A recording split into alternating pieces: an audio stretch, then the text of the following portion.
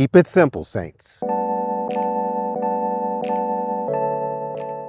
Grace and peace, everybody. Welcome to Sabbath School Study Group. My name is Chris Bailey, and we're on the road in Claremore. We just shared at the Claremore Seventh-day Adventist Church, why not study the Sabbath School lesson in downtown Claremore? In this letter to the Corinthians, 1st and 2nd, Paul's ministering to a church, sometimes in his presence, but other times in his absence. And he's writing to them. But either way, he's doing it out of simplicity, because keep it simple, saints, is usually said a different way in the world. But rather than use that word, we say keep it simple, saints. Because in 2 Corinthians chapter 1, verse 12 is exactly what God is encouraging his church to do. For our rejoicing is this, the testimony of our conscience, that in simplicity and godly sincerity, not with fleshly wisdom, but by the grace of God, we have had our conversation in the world, and more abundantly to youward. That's powerful. It's by the grace of God that the work is happening. But what's the context for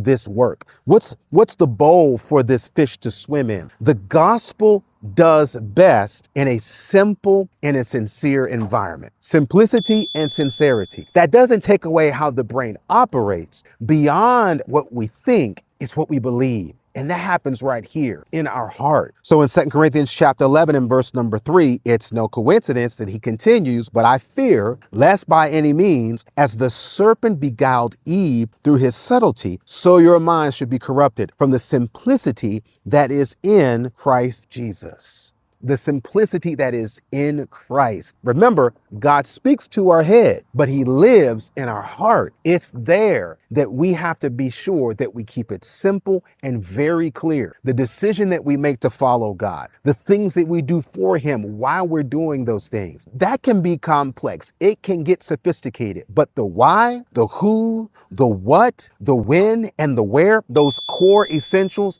they have to be plain. Because it's the only way that will not just be kept from deception from the enemy, but also will be protected from discouragement from others around us. Remember, if you ever want to see the earmark or the hallmark of whether God's at work or whether or not things are getting a little bit too deep, remember 1 Corinthians 14, verse 33, where it says, "For God is not the author of confusion, but of peace, as in all churches of the saints."